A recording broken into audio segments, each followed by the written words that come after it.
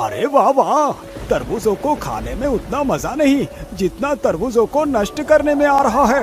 यहाँ पर आकर मैंने कोई भी गलती नहीं की। यहाँ पर तो कितनी सारी फसलें खड़ी है खाने के लिए। वो सुअर जंगल से भाग कर आया था। वो प्रत्येक दिन लोगों की फसलों को बर्बाद कर रहा था।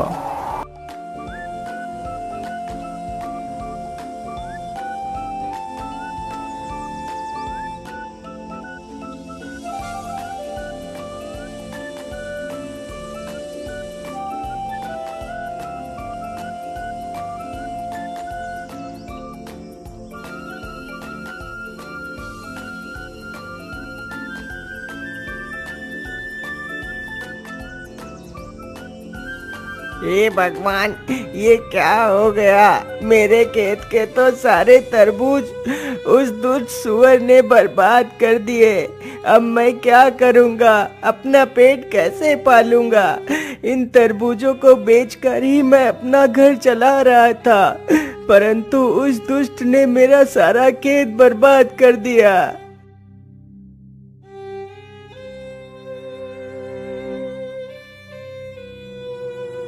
अरे मुन्ना भाया, क्या हुआ? आप रो क्यों रहे हो? अरे मंगलू भाई, सब कुछ तो तुम्हारी आंखों के सामने ही है। उस दुष्ट सुअर ने मेरा सारा खेत बर्बाद कर दिया। मुन्ना किसान की यह बात सुनकर मंगलू थोड़ा सा सहम जाता है। हे भगवान, यदि वो दुष्ट सुअर यहाँ तक आ गया तो कहीं उसने मेरे खेत को भी तो नहीं बर्बाद कर दिया। चलो जल्दी से मैं अपने खेत पर चलकर देखता हूँ। इतना सोचकर मंगलू अपने खेतों की तरफ जाता है तो देखता है उसकी सारी फसल एकदम ठीक है। हे भगवान, तेरा लाख लाख शुक्र है जो मेरा फसल सुरक्षित है। लेकिन इसमें इतना ज्यादा खुशी होने की जरूरत नहीं। यदि कल ही वो सुअर यहाँ आकर मेरा भी खेत नष्ट कर दे तो मैं क्या करूँगा? अरे नहीं नहीं, मैं ऐसा करता हूँ, मैं आज से ही अपनी खेत की रखवाली करता हूँ। मैं आज रात यहीं पर रुकूंगा। रात होते ही मंगलू एक चारपाई पर बैठकर अपने खेत की रखवाली करने लगता है। उधर वह दुष्ट सुअर फिर से भोजन की तलाश में घूमने लगता है। इधर तो खाना दिखाई नहीं दे रहा। मैं ऐसा करता हूँ, उधर को ही चलता हूँ जहाँ कल ढेर सारे तरबूज खाए थे। इतना सोचकर सुअर उधर को ही चल देता है जिधर मुन्ना का खेत था। रास्ते में ही मंगलू का भी खेत पड़ता था जिसमें मंगलू ने खरबूजे बो रखे थे। अरे वाह, इधर से कितनी अच्छी खुशबू आ रही है। चलो इधर को ही चलता हूँ। वैसे भी कल तो मैंने तरबूज खाई ही थी, आज कोई नई चीज का स्वाद लेता हूँ। इतना सोचकर सुअर मंगलू के खेत की तरफ बढ़ता है। सामने से सुअर को आता देख मंगलू के पसीने छूट जाते हैं। अरे बाप रे बाप, इतना बड़ा सुअर! इसके दांत तो कितने पैने लग रहे हैं। ये तो कितना खतरनाक है। अरे हट हट, भाग जा, भाग दुष्ट सुअर, नहीं तो मैं तुझे मार डालूंगा। इतना बोलकर मंगलू डंडा लेकर सुअर की तरफ बढ़ता है, लेकिन सुअर मंगलू से बिल्कुल भी नहीं डरा। वहां से भागना तो दूर, सुअर और उल्टा मंगलू पर हमला करने के लिए आगे बढ़ता है और मंगलू को पूरे खेत में दौड़ाने लगता है। अरे अरे मूर्ख सुअर, तू यहाँ क्या कर रहा है? मेरे ही खरबूजे खाकर मुझ पर ही हमला कर रहा है। मुझे लगता है ये सुअर पागल हो गया है। अरे भागो!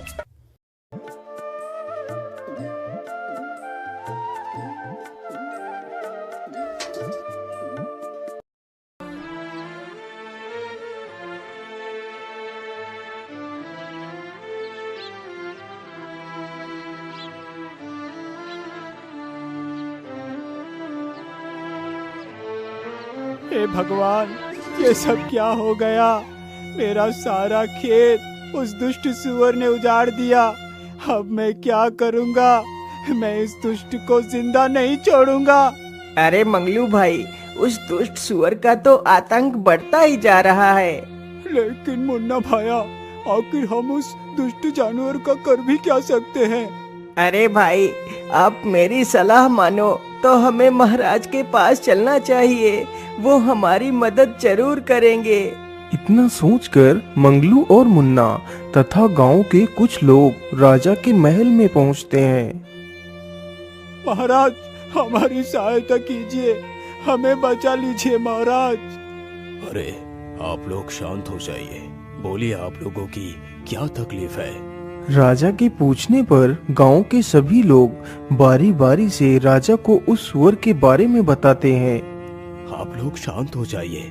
मंत्री जी, उस सुअर ने जिस को भी नुकसान किया है उसे 10-10 सोने की मोहरें दे दी जाए और पूरे राज्य में ये घोषणा करवा दो, जो कोई भी उस सुअर को जिंदा या मुर्दा लाकर मुझे देगा तो मैं उसे मुंह मांगा इनाम दूंगा। राजा का आदेश होते ही सैनिक पूरे राज्य में घूम घूम कर घोषणा करने लगते हैं। सुनो सुनो सुनो, हमारे राज्य में एक दुष्ट सुअर घुस आया है। यदि कोई भी इंसान उस सुअर को जिंदा या मुर्दा पकड़कर महाराज के सामने पेश करेगा तो महाराज उसे मुंह मांगा इनाम देंगे। सुअर इतना ज्यादा खतरनाक था कि किसी की भी हिम्मत नहीं हुई कि उसे पकड़ने के लिए जाए और अपनी जान जोखिम में डाले।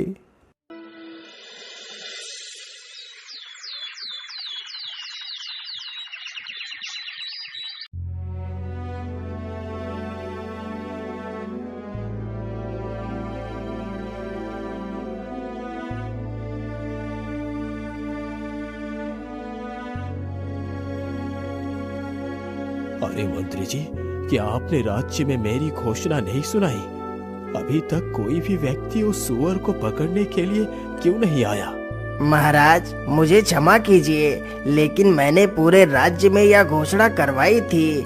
महाराज, मुझे लगता है वह सुअर बहुत खतरनाक है, इसलिए कोई भी व्यक्ति जानबूझकर अपनी जान को जोखिम में नहीं डालना चाहता। परंतु मंत्री जी, यदि ऐसा ही रहा तो वो सुअर हमारे पूरे राज्य का विनाश कर देगा। महाराज, उस सुअर को पकड़ना या फिर मारना किसी आम आदमी के बस की बात नहीं है। मंत्री जी, मुझे लगता है मुझे अपनी शर्त को बदलना होगा। इसीलिए मंत्री जी, तुम जाओ और पूरे राज्य में ये घोषणा कर दो, यदि कोई भी मुझे उस सुअर को जिंदा या मुर्दा पकड़ कर देगा तो मैं उसे अपना आधा राज्य तथा अपनी राजकुमारी की विवाह भी उसी वीर के साथ करवा दूंगा। सुनो सुनो सुनो, राजा ने अपनी शर्त बदल दी है। अब यदि कोई इंसान उस सुअर को जिंदा या मुर्दा लाकर राजा को देगा तो राजा उसे अपना आधा राज्य दे देगा तथा अपनी पुत्री का विवाह उसी के साथ कर देगा। सैनिक पूरे राज्य में यह घोषणा करते हैं। उन सैनिकों की बात दो भाई चुपचाप खड़े होकर सुन रहे थे। बड़े भाई का नाम राकेश तथा छोटे भाई का नाम भोला था। राकेश बड़े ही कुटिल स्वभाव का था, जबकि भोला तो मानो भोला ही था। वह दोनों बहुत ही गरीब थे। अरे भोला, क्या तुमने भी वही सुना जो मैंने सुना है? हाँ भैया, आपने एकदम ठीक ही सुना है। अब तो मैं ही उस सुअर को मार कर लाऊंगा और राजकुमारी से विवाह कर बन जाऊंगा इस राज्य का राजा। इसीलिए मैं तो चला महाराज के पास। इतना कहकर राकेश वहां से चला जाता है और भोला भी अपने घर की तरफ चला जाता है।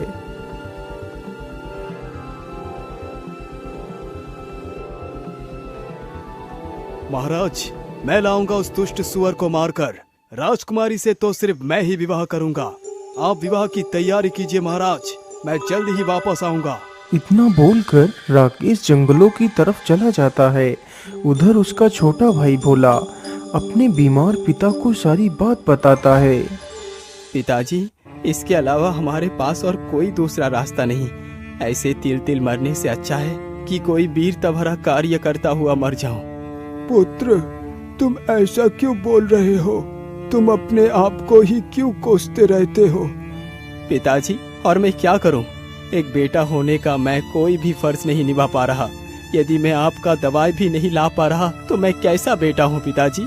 भैया तो कुछ भी नहीं करते, दिन भर इधर उधर घूमते रहते हैं। मैं अकेला घर नहीं चला पा रहा पिताजी, मैं क्या करूं? पुत्र, तुम दुखी मत हो, भगवान पर भरोसा रखो, सब कुछ ठीक हो जाएगा। पिताजी, यदि सचमुच भगवान सब कुछ ठीक कर देंगे तो मैं भगवान के सहारे ही उस दुष्ट सुअर को पकड़ने के लिए जाऊंगा। यदि ईश्वर ने चाहा तो मैं जरूर अपने मकसद में कामयाब होऊंगा। ठीक है बेटा, यदि तुम्हारी यही इच्छा है तो तुम जा सकते हो। जाओ पुत्र, ईश्वर तुम्हारी सहायता अवश्य करेगा। ठीक है पिताजी, अब मैं चलता हूँ। इतना बोलकर भोला महल की तरफ चल पड़ता है और जल्दी ही महल में पहुंच जाता है। महाराज, मुझे आपकी शर्त मंजूर है। मैं लाऊंगा उस सुअर को। मुझे जाने की आज्ञा दी जाए महाराज। ठीक है पुत्र, तुम जा सकते हो। राजा की आज्ञा मिलते ही भोला एक तलवार लेकर जंगलों की तरफ निकल पड़ता है। उधर भोला का भाई राकेश पूरे जंगल में इधर उधर घूमता है, लेकिन उसे सुअर कहीं भी दिखाई नहीं देता। अरे बाप रे बाप, सुबह से घूमते घूमते तो मुझे दोपहर हो चुकी है, अभी तक मुझे वो सुअर दिखा ही नहीं दिया। इतना कहकर राकेश फिर आगे बढ़ता है और इधर उधर उस सुअर को ढूंढने लगता है। अरे राम राम राम, इतनी कड़कती धूप में मुझसे चला नहीं जा रहा। भाड़ में जाए वो सुअर। अब तो मैं इससे आगे और नहीं चल सकता। मैं ऐसा करता हूँ, इसी पेड़ के नीचे लेटकर थोड़ा सा आराम कर लेता हूँ। इतना कहकर राकेश उसी पेड़ के नीचे लेटकर सो जाता है। उधर भोला बेचारा कड़कती धूप में ही उस सुअर को ढूंढता है। अरे रुक जाओ बेटा, मेरी बात सुनो। भोला जैसे ही पीछे मुड़कर देखता है तो उसके सामने एक बूढ़ा बौना आदमी खड़ा होता है, जिसके हाथ में एक तलवार होती है। बोलिए बाबा, आप मुझसे क्या कहना चाहते हैं? अरे बेटा, तुम तो कितने कठोर हो। इस कड़कती धूप में भी पैदल चलकर उस सुअर को ढूंढ रहे हो। वाकई तुम तो कितने परिश्रमी हो। इसलिए मैं तुम्हें कुछ देना चाहता हूँ पुत्र। बोलिए बाबा, आप मुझे क्या देना चाहते हैं? बेटा, तुम मेरी इस तलवार को ले लो। यह तलवार बहुत शक्तिशाली है। इसके वार से आज तक कोई भी शत्रु नहीं बच पाया। लेकिन बाबा, आप हो कौन? और आप ये तलवार मुझे क्यों दे रहे हैं, जबकि आप खुद इस तलवार से उस दुष्ट सुअर को मारकर राजा से बहुत कुछ प्राप्त कर सकते हैं। बेटा, मैं यहीं पास के गांव में ही रहता हूँ। जब मुझे पता चला कि तुम उस सुअर को मारने के लिए जा रहे हो, तो मैंने सोचा कि क्यों ना मैं इस तलवार को तुम्हें दे दूं। क्योंकि बेटा, अब तो मैं बूढ़ा हो चुका हूँ और मैंने अपनी सारी जिंदगी जी ली है, लेकिन अभी तुम्हारी तो सारी जिंदगी पड़ी है जीने के लिए। इसलिए बेटा, मुझसे ज्यादा तुम्हें इस तलवार की जरूरत है, इसलिए तुम इस तलवार को रख लो। ठीक है बाबा, लाइए, मुझे अपनी तलवार दे दीजिए। अच्छा बाबा, अब मैं चलता हूँ। इतना कहकर भोला हाथ में तलवार लेकर जंगल में आगे बढ़ता है। भोला चलते चलते एक गुफा के पास पहुंचता है। अरे ये क्या? यहाँ पर तो किसी जानवर के पैर के निशान हैं। कहीं ये निशान उस सुअर के तो नहीं है? हाँ, जरूर ये निशान उस सुअर के ही है। चलो, मैं इस गुफा के भीतर चलकर देखता हूँ। इतना कहकर भोला गुफा के भीतर घुस जाता है। ये गुफा तो कितनी डरावनी है। आखिर वो सुअर कहाँ पर हो सकता है? अरे, इधर से तो किसी की आवाज आ रही है। कहीं इस ओर ही तो वो सुअर नहीं है? इतना कहकर भोला उसी ओर चल पड़ता है जिस ओर से वह आवाज आ रही थी। कुछ दूर चलते ही भोला देखता है कि वह जंगली सुअर कुछ तरबूज और फलों को खा रहा है। अरे दुष्ट सुअर, तू गांव वालों को तकलीफ देकर आराम से यहाँ पर मस्ती कर रहा है। मैं तुझे जिंदा नहीं छोड़ूंगा। इतना कहकर भोला सुअर की तरफ बढ़ता है। सुअर भी इतना खूंखार था कि वह भी भोला पर हमला करने के लिए उसकी तरफ बढ़ता है। सुअर जैसे ही भोला के ऊपर छलांग मारता है, तभी भोला अपनी तलवार को सुअर के सीने में उतार देता है। इस प्रकार वह दुष्ट सुअर भोला के हाथों मारा जाता है। सुअर तो मर गया, चलो अब इसे अपने कंधों पर उठाकर ले चलता हूँ। इतना कहकर भोला उस सुअर को अपने कंधों पर लाद कर चल देता है।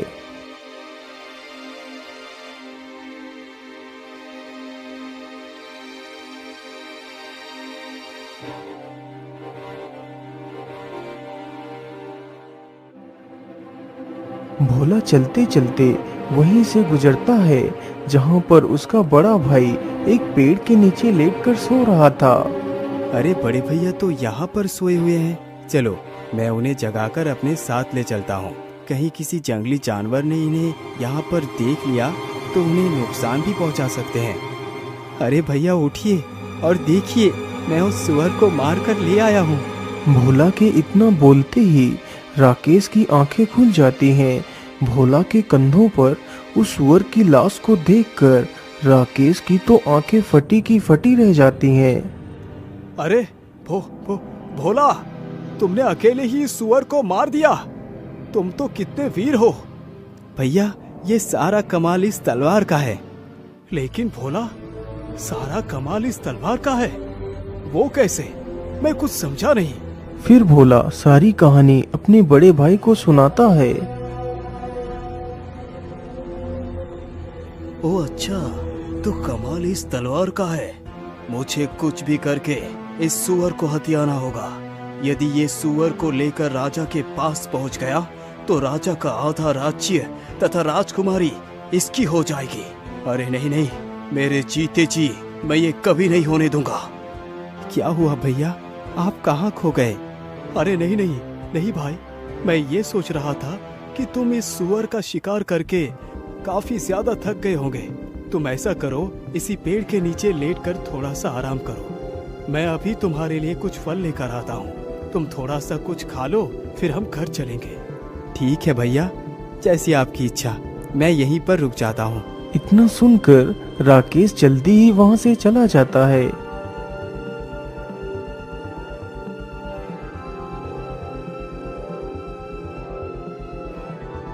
राकेश चलते चलते एक आम के पेड़ के पास पहुंचता है।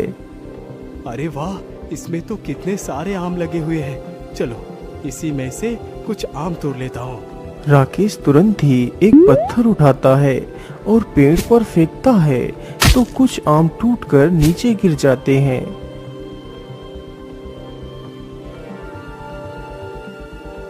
मैं ऐसा करता हूँ, इन आमों के ऊपर इन जहरीले पत्तियों का रस लगा देता हूँ।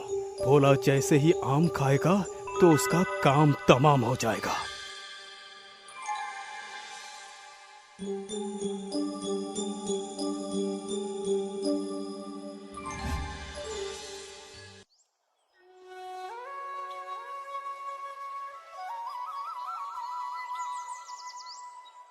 अरे भोला, उठो उठो, देखो मैं तुम्हारे लिए फल तोड़ कर ले आया हूँ। इतना सुनते ही भोला आंखें खोलकर देखता है तो उसके सामने कई सारे आम के फल रखे हुए होते हैं। तो भोला उसमें से एक आम का फल उठा लेता है। भैया आप भी खाइए ना, आप चुपचाप क्यों बैठे हैं? अरे नहीं नहीं भाई, मैं ये फल नहीं खा सकता। ये फल तो मैं सिर्फ तुम्हारे लिए लाया हूँ। मैं तो पेड़ के पास बैठकर ढेर सारे फल खाकर आया हूँ। अब तो मेरे पेट में बिल्कुल भी जगह नहीं बची है कि मैं कुछ और खाऊं। अच्छा ठीक है भैया, मैं कुछ फल खा लेता हूँ और कुछ फल पिताजी के लिए भी ले चलता हूँ। भोला तुरंत ही आम के फलों को खाने लगता है। भोला ने अभी मुश्किल से एक ही आम का फल खा पाया था। अरे भैया, ये कैसा आम था? इसे खाकर तो मुझे चक्कर से आने लगे हैं। इतना कहकर बेचारा भोला जमीन पर गिर जाता है।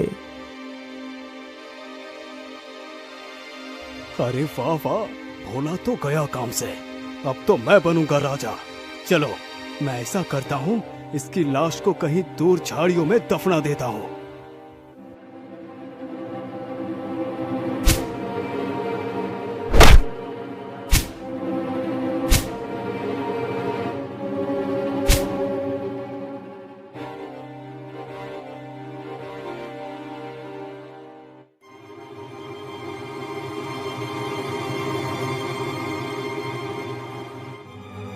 हाँ हाँ, अब तो गड्ढा लगभग खुद के तैयार हो चुका है। चलो अब भोला को इसी गड्ढे में दफना देता हूँ। राकेश तुरंत ही भोला का एक हाथ पकड़कर उसे खींचता हुआ गड्ढे के पास ले जाता है और उसे गड्ढे में गिरा देता है।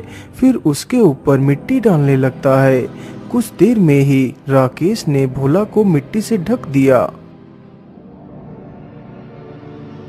राकेश जल्दी ही उस मृत सुअर को अपने कंधे पर रखता है और महल की तरफ चल देता है।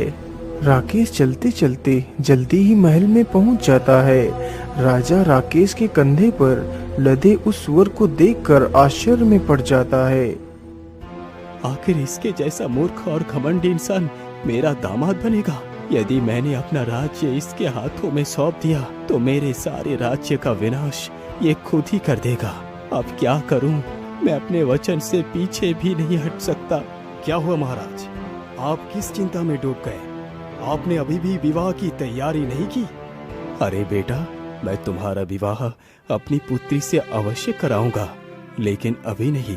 पंडित जी ने बताया है अभी 7 दिनों तक मुहूर्त अच्छा नहीं है, इसीलिए हम तुम्हारा विवाह और अपना आधा राज्य इन 7 दिनों के बाद ही देंगे। ठीक है महाराज, मुझे इससे कोई भी आपत्ति नहीं। मैं 8वें दिन ही दूल्हा बनकर अपनी राजकुमारी तथा अपने आधे राज्य को लेने आऊंगा। इतना बोलकर राकेश वहां से वापस चला जाता है। बेटा राकेश, तुम्हारा भाई भोला अभी भी लौटकर क्यों नहीं आया? वो भी तो सुअर का शिकार करने के लिए गया था। अरे पिताजी, आप मेरा दिमाग क्यों खा रहे हैं? मुझे क्या पता भोला कहाँ गया? आप खुद ही चले जाइए और भोला को ढूंढ कर ले आइए। लेकिन बेटा, तुम तो अच्छी तरह जानते हो कि मैं उठ चल नहीं सकता। बेटा, तुम खुद जाकर देख आओ, तुम्हारा भाई कहाँ है? पिताजी, मैं कहीं नहीं जाऊंगा। यदि वो वापस नहीं आया तो इसका मतलब उसे किसी जंगली जानवर ने खा लिया होगा। अरे नहीं नहीं बेटा, तुम ये कैसी बातें कर रहे हो? तुम इतने कठोर मत बनो। ये मत भूलो कि वो तुम्हारा ही भाई है। बेटा, बुरे वक्त में एक भाई ही दूसरे भाई का सहारा बनता है।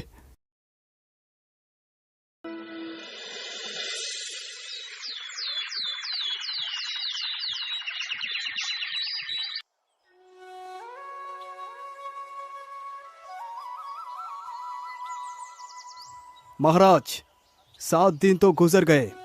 आज तो शुभ मुहूर्त है। आप जल्दी से मेरा विवाह राजकुमारी से कर मुझे अपनी आधा संपत्ति दे दीजिए। हे भगवान, क्या मेरी पुत्री का भाग्य इसी दुष्ट के भाग्य से जोड़ दिया है? यदि ऐसी बात है प्रभु, तो मैं खुशी खुशी अपनी पुत्री का विवाह इसी के साथ करने के लिए तैयार हूँ। ठीक है, जरा बैठो। मैं अपने पूरे राज्य में अपनी बेटी के विवाह की घोषणा करवा दूं। मंत्री जी, जाइए और राजकुमारी के विवाह की घोषणा करवा दीजिए और कह दीजिए कि सभी लोग जल्दी से जल्दी राजकुमारी के विवाह में शामिल हो। सुनो सुनो सुनो, राजा की पुत्री का आज विवाह है, इसलिए सभी लोग राजा के महल में जल्दी से जल्दी पहुंच जाइए।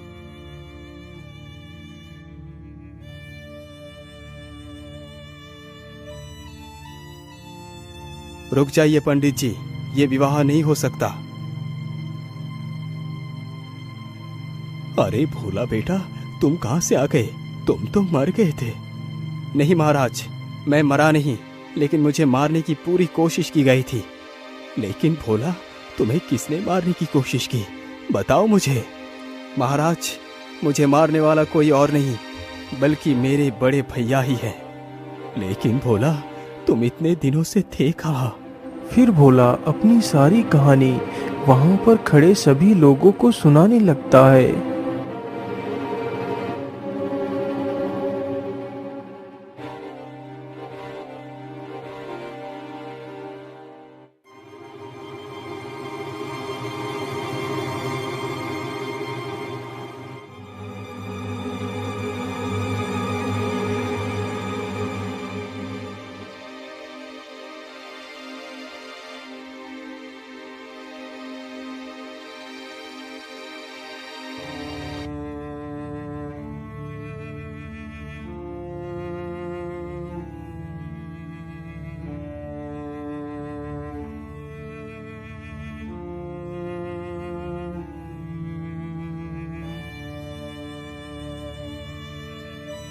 अरे मेरी एक बकरी कहाँ चली गई?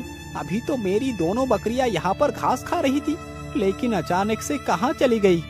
तभी चरवाहे की नजर अपनी बकरी के ऊपर पड़ती है, जो बकरी उसी स्थान पर घास खा रही थी जहाँ कुछ देर पहले राकेश ने अपने भाई भोला को दफनाया था। अरे मेरी बकरी तो वहाँ पर है, चलो उसे वहाँ से इधर को ले आता हूँ।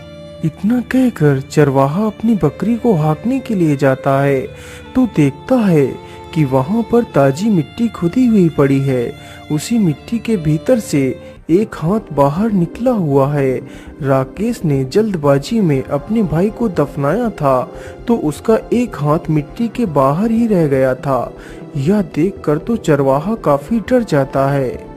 अरे राम राम राम, ये हाथ किसका है? चरवाहा जल्दी से उस हाथ को पकड़कर देखता है। अरे ये इंसान तो जिंदा है, इसकी तो सांसें चल रही है। चलो मैं जल्दी से इसे बाहर निकाल लेता हूँ। चरवाहा बिना देर किए हुए जल्दी जल्दी से मिट्टी को हटाने लगता है और भोला को बाहर निकाल लेता है।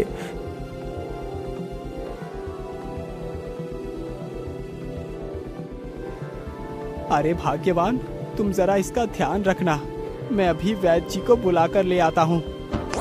चरवाहा तुरंत ही वैद्य के घर जाता है। वैद्य जी, जल्दी से हमारे साथ चलिए, मुझे एक युवक बेहोशी के हालत में मिला है, आप जल्दी से चलकर उसे देख लीजिए। चरवाहे की यह बात सुनकर वैद्य उसके घर जाकर देखता है तो भोला की सांसें चल रही होती हैं, लेकिन उसे होश नहीं आया हुआ होता है। अरे भाई, मैं तुम्हें एक औषधि देता हूँ, तुम उस औषधि को पीसकर रोज इसके तलवों पर मलना। यदि ईश्वर ने चाहा तो यह युवक जल्दी ही ठीक हो जाएगा।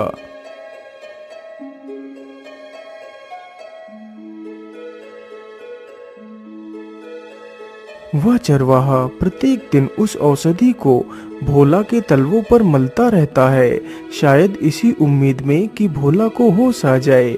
इसी प्रकार धीरे धीरे 7 दिन गुजर जाते हैं।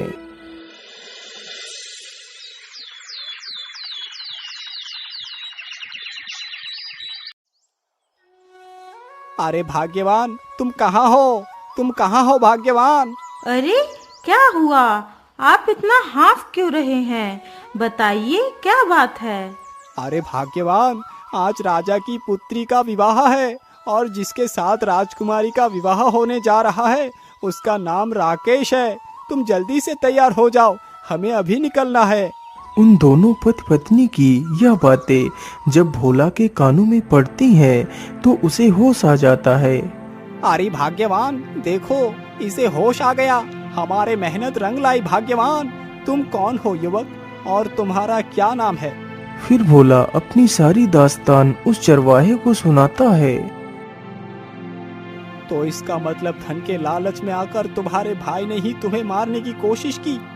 अरे भाग्यवान, तुम सुनती हो, आज तक मैं यही कहता रहा कि काश मेरा भी कोई भाई होता, लेकिन भाग्यवान, क्या भाई ऐसे होते हैं जो जरा से पैसे के लालच में अपने ही भाई का गला घोट देते हैं? यदि भाई ऐसे होते हैं तो ठीक है भाग्यवान कि मेरा कोई भाई नहीं है, मैं तो बिना भाई के ही ठीक हूँ। शांत हो जाओ पुत्र, तुम्हारे दुष्ट भाई को इसकी सजा जरूर मिलेगी और राजकुमारी के साथ तुम्हारा ही विवाह होगा और तुम ही बनोगे इस राज्य के राजा। सिपाही, इस दुष्ट को लेकर जाओ और फांसी पर चढ़ा दो। भैया, मुझे माफ कर दो, मैं धन के लालच में आकर ये भूल चुका था कि तुम मेरे ही भाई हो। मैंने तुम्हें मारने के लिए कोई कसर नहीं छोड़ी। इसकी सजा तो मुझे मिलनी ही चाहिए, लेकिन मेरे भाई, हो सके तो मेरी भूल को क्षमा कर देना। यदि तुमने मुझे क्षमा नहीं किया तो मैं मरकर भी तड़पता रहूंगा। चलो सैनिकों, मैं आपके साथ चलने के लिए तैयार हूँ। रुक जाओ सैनिकों, छोड़ दो मेरे भाई को। अरे बेटा, तुम ये क्या कर रहे हो? तुम अपने कातिल पर रहम दिखा रहे हो। महाराज, मुझे क्षमा कर दीजिए।